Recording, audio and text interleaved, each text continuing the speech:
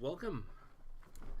It seems that 4.2 has been all the rage, and I wanted to kind of just cover it, really.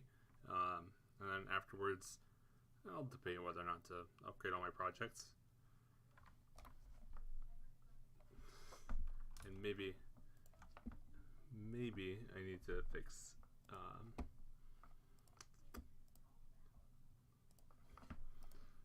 it would help if I didn't have the stream open multiple times. Alright, so let's cover 4.2. It seems like everybody was really anticipating this. I mean, 4.1 is when, Godot was basically discovered by a lot of developers from the Unity fiasco. And 4.2 is just like the first next step for a lot of people, myself included. And yeah, I kind of just wanted to cover this, see what it's all about, and what else we can do. Nice little image. So let's get started. Godot 4.2 arrives in style by Godot contributors. Oh, excuse me. Earlier this year, we stepped into the future of Godot with the release of 4.0, and 4 months later, we followed it up with 4.1, the version everybody knows and loves, which was full of new features and improvements. And today, we are proud to announce the release of 4.2. Over the course of the last 5 months, 360 contributors, 359, submitted over 1,800 improvements for the release. And that's just a crazy number. Like, Godot basically has a team of developers that's 350, like, in size. It's pretty nice. Oh my god, I am so sorry. I'm so gassy after drinking this. My drink of choice is Aha. I like the can because I'm just like aha every time I drink from it. Oh my god, I gotta mute. Although I'm very, very burpy. So let's see. Among the changes of this release are both necessary bug fixes and exciting new features, turning Godot 4 into an even better and more polished tool for you to realize your game and app ideas. Giving back. As a community project, Godot is maintained by volunteers, and thanks to user and company donations, we're able to hire and sponsor a number of core contributors to work full-time. This is a huge deal. Godot is basically in the same stages that we saw Blender in. Like, Blender was kind of this just weird animation studio, and it did really well on its own. It was always there. But now with Godot getting actual industry funding, they're actually able to hire people, and instead of just being kind of like a collection of contributions and kind of just has a vague direction, I can see Godot really, really growing in a lot of aspects. One of the biggest ones is going to be support for other platforms. I think they cover a bunch of that here in a second, but it's great because they have more manpower to manage and kind of approve contributions, because you can't just have 1 or 2 people approving contributions for a project like this. You're gonna really need more than that, realistically. I mean, imagine being, I don't know how many people were with Godot before the rise of 4.2, but trying to manage effectively a company of 360 employees is kind of substantial. They say 1,800 improvements over what is now like when was 4.1 released? Yeah, July.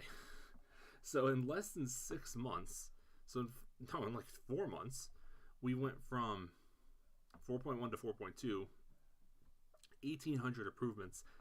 That is a total of, let's see, 1,800 divided by 4 months. That is a total of 10 contributions a day. So that seems about reasonable for 1, maybe 2 people working full-time on a project to manage. But this is probably the limit. If Godot didn't hire anybody else, we'd be looking at a rate of 1,800 quote unquote improvements between updates, assuming we kept up with this 4-month cycle, which seems pretty consistent. Which there would be progress for Godot, but it wouldn't be that fast. Same thing with Blender is they could only accept so many contributions just because they didn't have enough manpower. But with all the donations that Godot has gotten this past season, they've gotten plenty. They can actually hire more people, so Godot can grow faster and better, and it'll be very interesting to see here in the future. Please consider supporting please consider supporting. Right now I have a $10 a month donation set up, and I recommend everybody else do so if you decide it's a project for you to make money. Until you do, don't feel obligated to donate money to a project if you're not making any money with it. But I feel like if you have a company that's using free software that asks for donations, I feel like you're kind of obligated to just give a little bit, not that much, but enough to say, hey, without you, we'd be stuck with Unity. Which I'm sure a lot of people would say right now, because that's what I would say. But you can give back by writing bug reports, contributing to the code base, documentation, and guides. This is a big one. Guides. A lot of people need them, myself included, honestly. Nope. Didn't mean to pull that. But last but not least, making games like Godot and crediting the engine goes a long way to help it become more popular and convince more people to contribute and improve Godot for everyone. Remember, we are all in this together, and Godot requires community support in every area to thrive. This is a very wholesome way. It doesn't seem corporate-y at all. A lot of companies, they make it sound very, very corporate-y. It's like, yes, thank you for your contribution. This, I don't know, just something about this last sentence. Godot requires community support in every area to thrive. Just something about that just makes it seem so holistic. Like this is what Godot is meant to be. And like Blender, again, I'm going to refer to Blender a lot because Godot is like the Blender of the gaming industry. That's what it feels like. It's interesting. It's all a compounding effect. And we're definitely seeing it compound now. If we go to 4.1,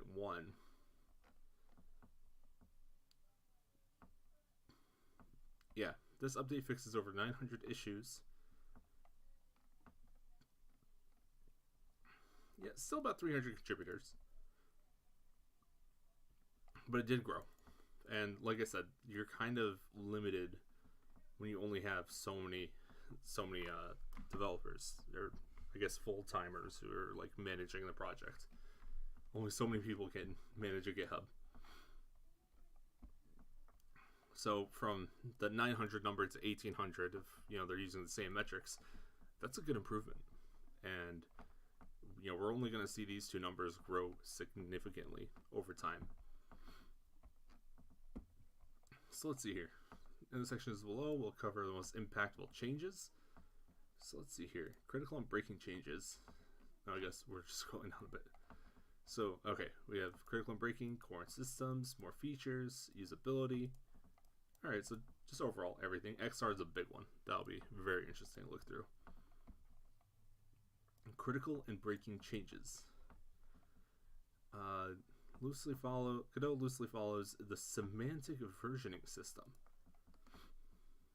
But with a project of this scale, it's impossible to move forward without implementing some changes.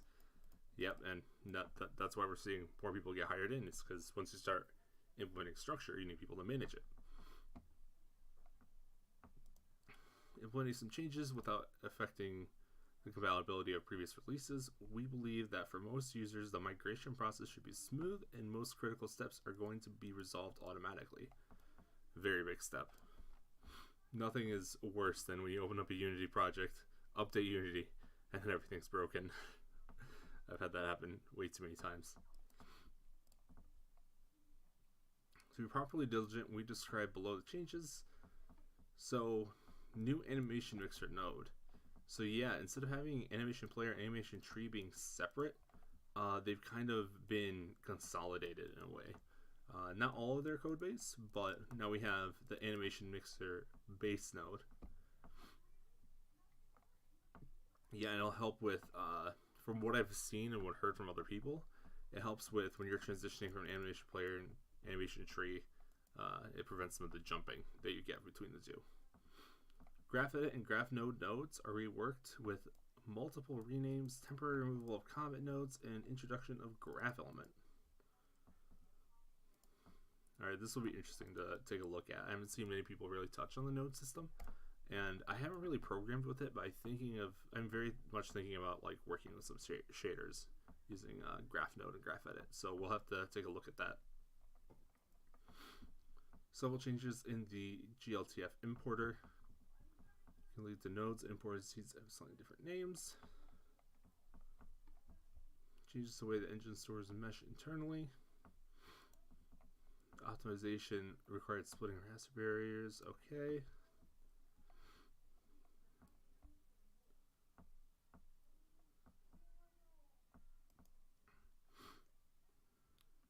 To help with you upgrading. Alright, so we got migration guide here.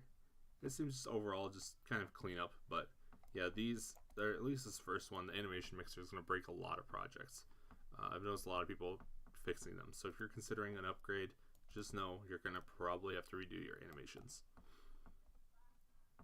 which, depending on your project, might make or break an upgrade. Obviously, just clone your project and move it over, and just see kind of what happens when you upgrade. See how much work this actually ends up being. Core and systems.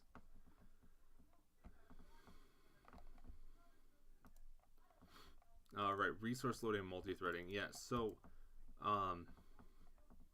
we've noticed, or I've noticed, a lot of people concerned about the variants being changed. So they're basically more optimized for being typed. And that kind of makes sense for how you're supposed to use them. You should be typing all of your variants unless you have a very flexible one. So now variants that are typed are going to be a lot faster. Those that are kind of loose are kind of just going to float around. They're not going to be as efficient. I don't remember what the exact percentages are, but I like to type everything as much as I can, and you'll notice a decent speed improvement. But let's see here. This includes addressing design limitations when changing scenes, cough cough, everything breaking, or renaming nodes during ready, which led to crashes. Eldritch Exterminators is a game that's suffered from this very bug. It'll be very interesting to see how much more stable games like that become, just with the changes listed here. That can be used to corruption scene files, which should no longer occur. If you were here, I think 2 streams ago, I had everything break. Everything. And it was not fun at all. So I'm hoping that this will prevent it. I don't even know if I was streaming, actually, now that I think about it. But I had one of my scenes corrupt, and it was like a single root reference that was referenced in one scene, which was referenced by all the other scenes. So all the scenes broke because of one single file got corrupted. It was not fun. It was not fun at all. I tried editing the XML and trying to just delete it. That didn't work. So I had to basically go from the ground up, which it was stressful. And I know I should be versioning, but when I'm like prototyping, I don't like that version control. I just throw things and barf things until they do something. Not the best idea. The issues were fixed due to veteran contributors, such as Pedro. I don't know if you're supposed to.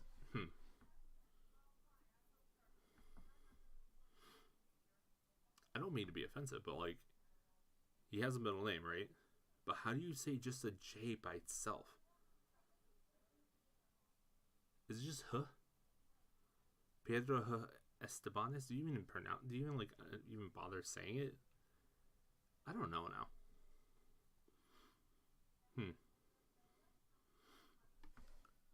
Regardless, Thank you to Pedro Estebanez, Redwork DE, and Rindby, as well as project newcomers who only started contributing recently, Ox Tyler and Jordy Fell. I like that they mentioned some veterans, but also a couple of newbies. It's really nice to see that. You know, it kind of just inspires people to get back into it. I'm wondering, do they have how many contributions? Yeah, he's done quite a few contributions.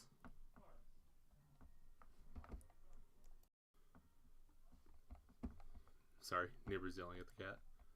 A roommate. Landlord? We'll go with landlord. Though he does occasionally harass me. So I really do like that they just kind of, you know, they are finding the value in everybody. And Jordyville, let's talk your GitHub too. Whoa. Yeah. Wow. I wonder if this is their Godot contributions. Can I actually? Nope.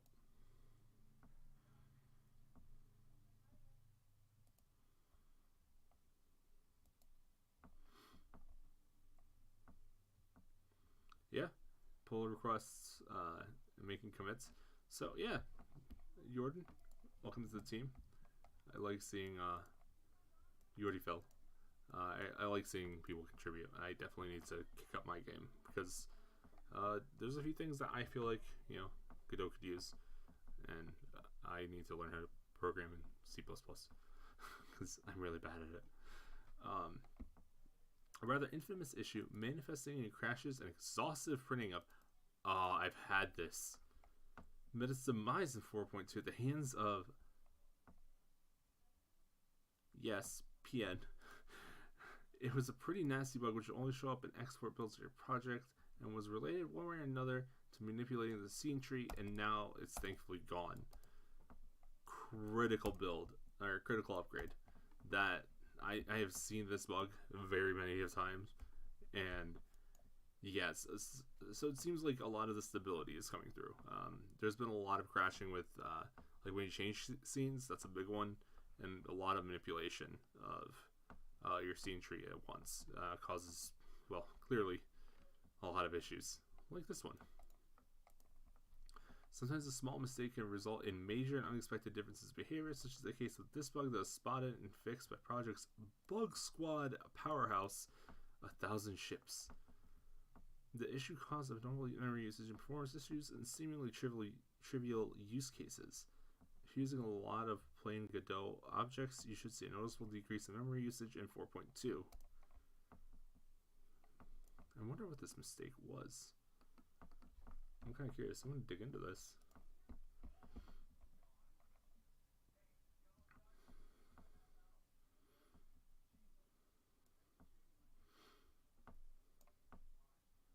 So this is bug. Add bug topic core. So he summoned this bug and started investigating it.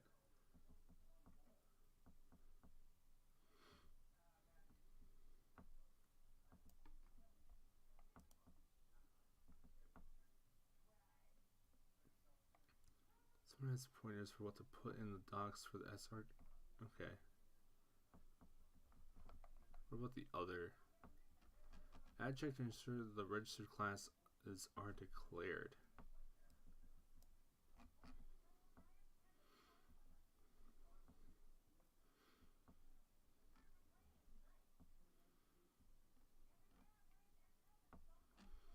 Okay, what about the... So this is the bug.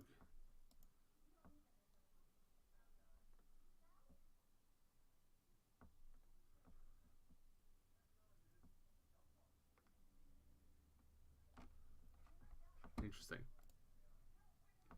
Whoa, he's exclusively been contributing to Godot. And this is his contribution. This guy's contributing... Okay, he's doing a lot of code review. But he's making work.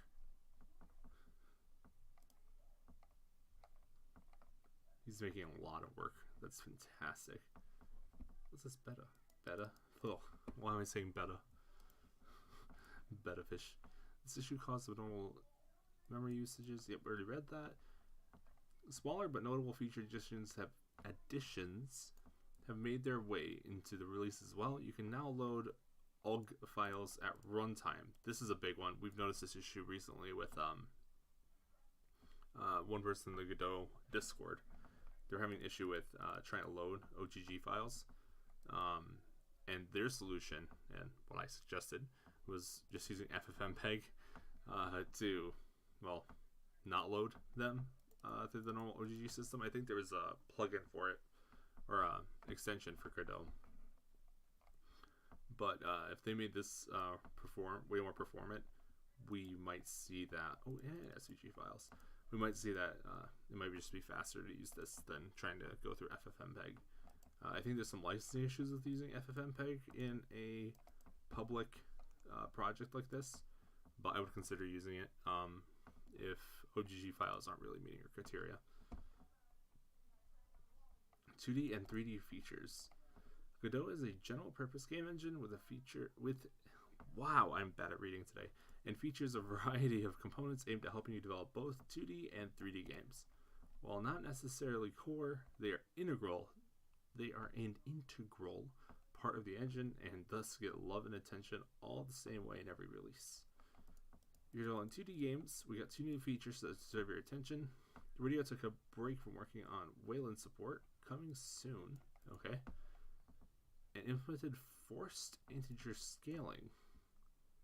Enabled the setting, ensures that no matter what. Oh, this is gonna be great. I saw about this. Basically, your pixel art game still looks great.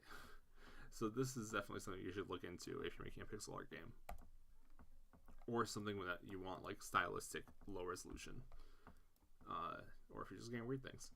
For projects that require precise normals from contact points of raycast, the ability to get a barycentric coordinates is going to be invaluable.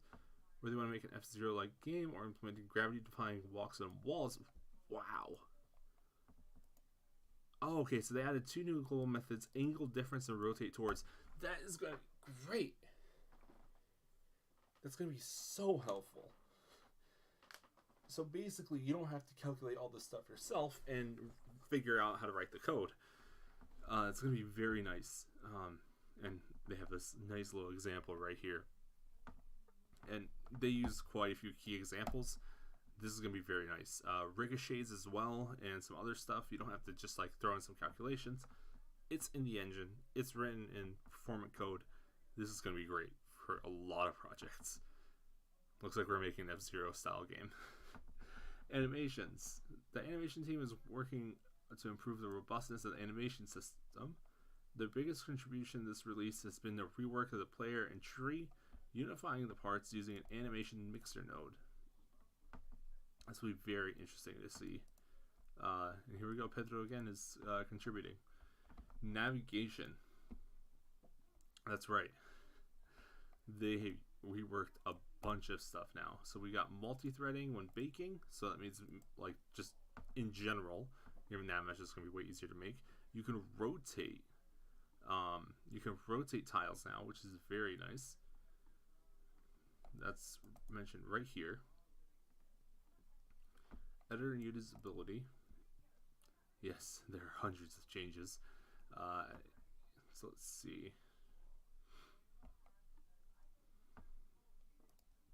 Honorable mention goes to Mew Purper, who has been tirelessly working on adding missing icons and optimizing existing ones. That's nice. Nice little bit of rework. Because I've noticed a couple of things just kind of have the generic node shape icon. So that's nice little contributions. You always that's what's great about the open source community. There's always little things that need to be get done, and somebody just is like, hey, I want to fix this, and here's 1, 2, 3, 4, 5, 7 contributions, and I'm guessing all of these are.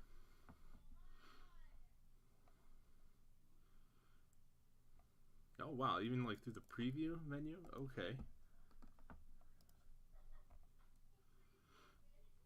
Alright, and they put in new textures. Yeah, they're definitely contributing well.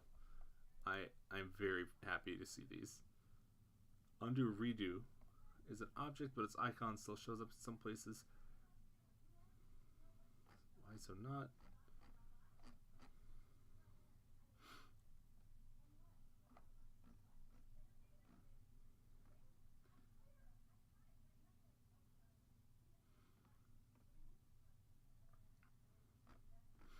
Yeah, and there's like this like nice little thread. It's kind of like, okay, hey, here's our issue. This is what I love about GitHub, and here's like everything we can do. And yeah, that's really nice. It's not a convoluted icon, so I don't see. All right, nice. So that's pretty good. And then what was this other one? Okay, so these are the ones that they created. Ooh.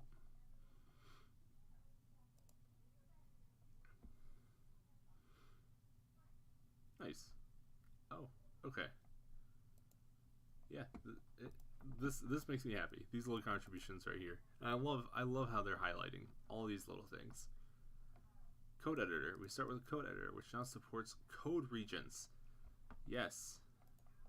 Code regions allow you to break up scripts and name blocks, foldable, easy to navigate without affecting the flow of the program. The logic behind commenting. So this is nice, and they also added, I believe, like to-dos and some other stuff, which is very nice.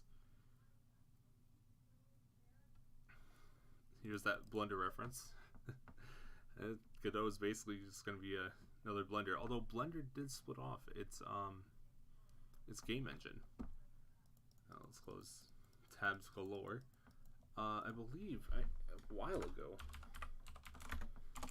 Blender game engine spin-off.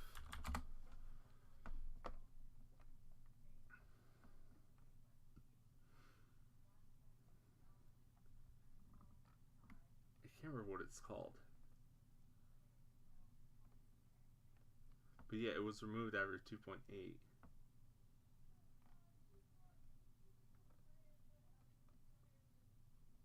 8 years ago. Definitely was a different time. But yeah, there is a engine spin-off. Oh yeah, here we go. Wow, it was literally the first link. But yeah, this is basically Blender game engine. I'm not gonna play too much of this. Hello, ladies and gentlemen. But yeah, it's basically Blender as a game engine. I feel like this is eventually going to become a Unreal competitor. Like Godot, I feel like competes in terms of features and approach. I feel like Godot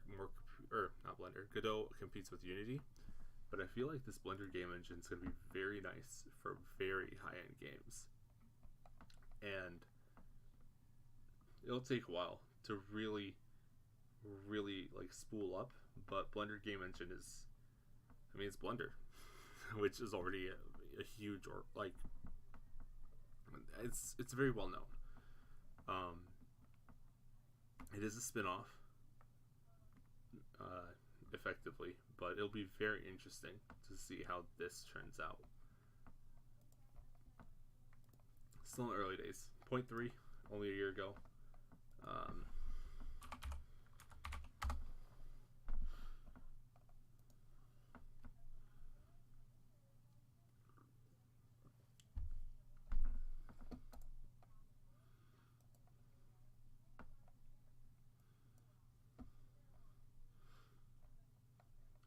Yep, so they're still updating.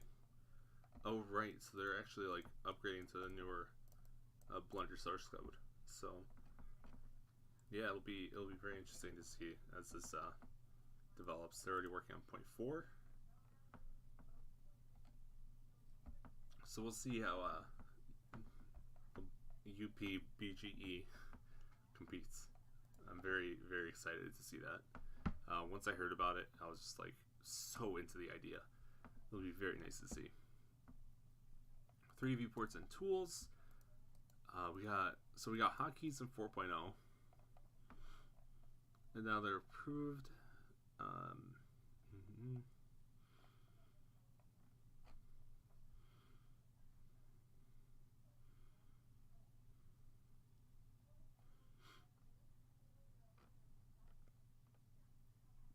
right.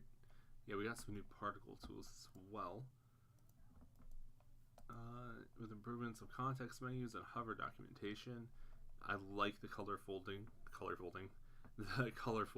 and they're like really recursive, so it's really nice for organizing, because once you get into any project, you just get files on files, and it becomes difficult. project manager, this is going to be really nice for people working on a lot of different things, or maybe working on a lot of assets, or just might work with a bunch of clients, or you might contribute to a lot of projects. This is going to be very nice. And then GD extension. GUI and theming. Important asset pipeline. It's nice this is improved and you kind of get better previews now. And networking. Support synchronization of sub-resource properties, so you don't have to manually pass everything through every time.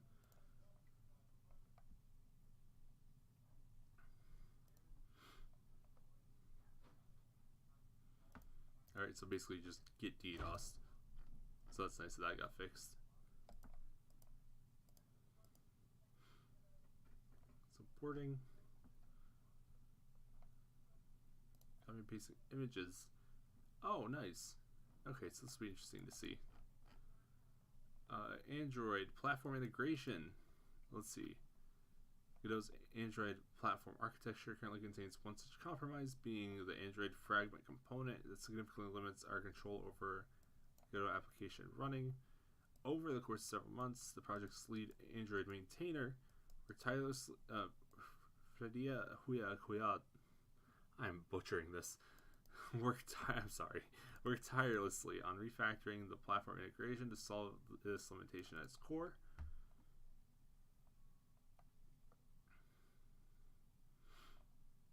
Multiple Windows support, quick startup. Okay, so they're basically just making it from the ground up. It'll be very interesting to make some proper Android applications, not just games. Godot's definitely getting up there. I've seen a couple of Unity applications where they didn't pay for the license, so you still get the Unity prompt at the beginning. But I'm wondering how much low-level support Godot is going to have that you don't have to manually code in.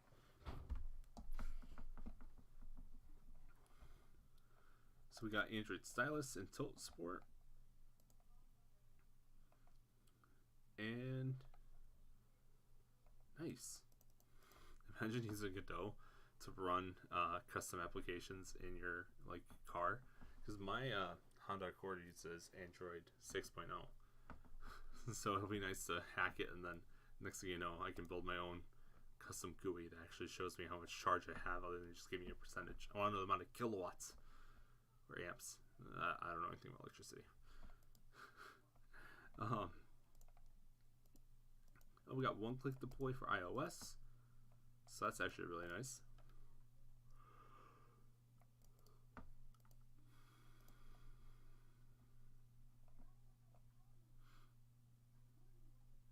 Oh, we got ARM support. Okay.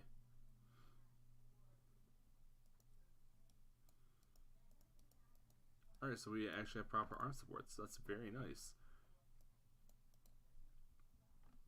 ARM is the future.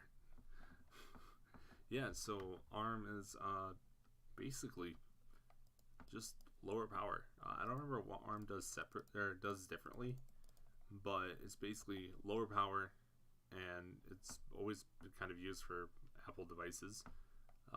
Macs and iPhones have been using it for a while, but the ARM architecture is proving very, very capable. And once Windows is fully supporting ARM, which it seems like it's going in that direction, we're going to see basically Windows catch up and surpass Mac with kind of form factor. It'll be very nice to see, because you get less heat. Yeah, you get less heat. You get better performance out of it. So it'll be very nice to see. Rendering particles and shaders for the rendering team this time around is go big or go home. Again, pointing out more contributions or contributors and linking their GitHubs. Really appreciate seeing that. Let's see here.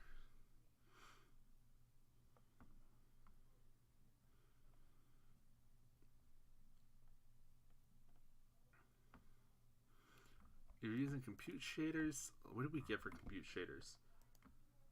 Custom texture objects.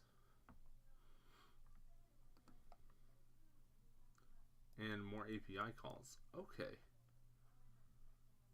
If you want over 204 lights, decals, or reflection probes. Nice, we're up to 512 now. And the limit can be, excuse me, and the default limit can be increased. That's nice. Let's see here.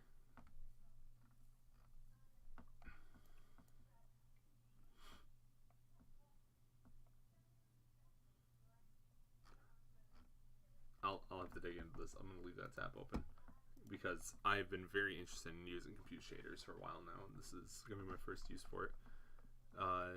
So 4.2 supports AMD FSR, so better upscaling. Gorgeous picture. Yeah, just overall, how far are we in this document? Okay, we're getting towards the end. So we got particles update. They just look gorgeous now. They look so good.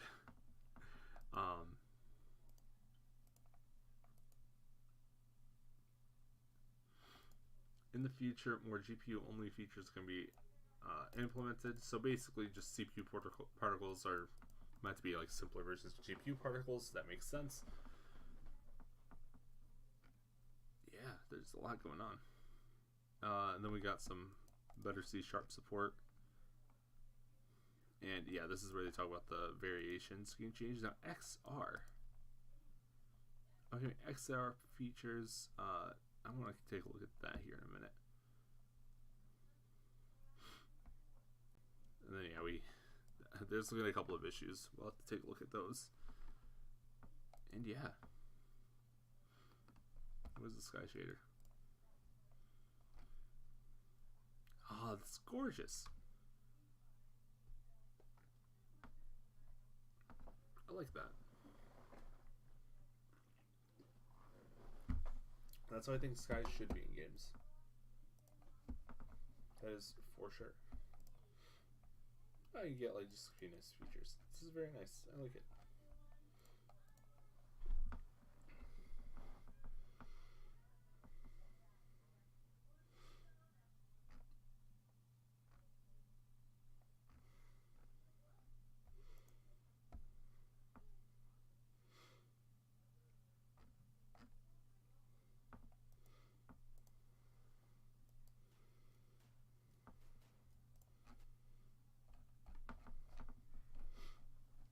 Okay, so we got better XR support.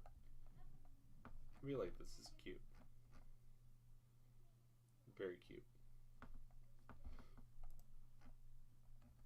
So am I going to upgrade to 4.2? Probably. Mostly because of the to-do features. Right now, probably not. Just for... You guys would say if this was running... Let's say if this was running my browser already, I was going to cry. Because I'm never going to make anything that look that nice in the browser. That's not bad. That is not bad for an update. You know, 4 months, and that's a lot of progress.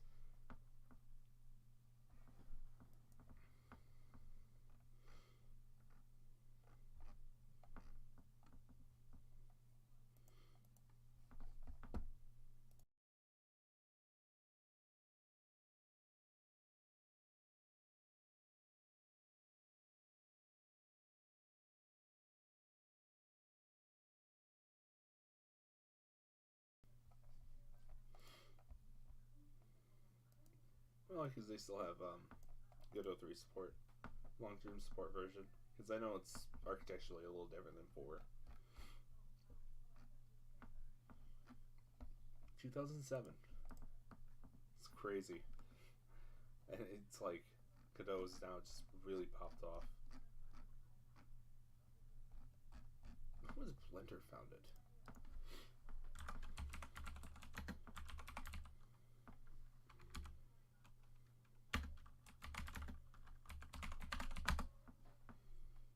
(2002) or 5 years behind. We can catch up.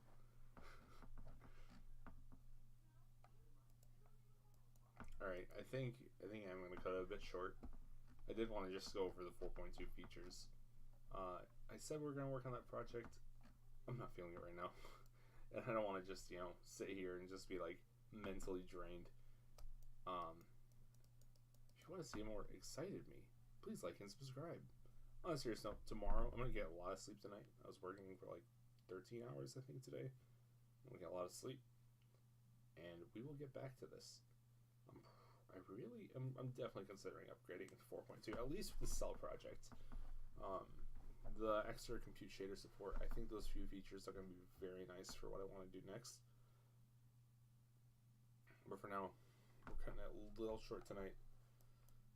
Very short compared to my like 3-hour streams. But yeah, you guys stay frosty.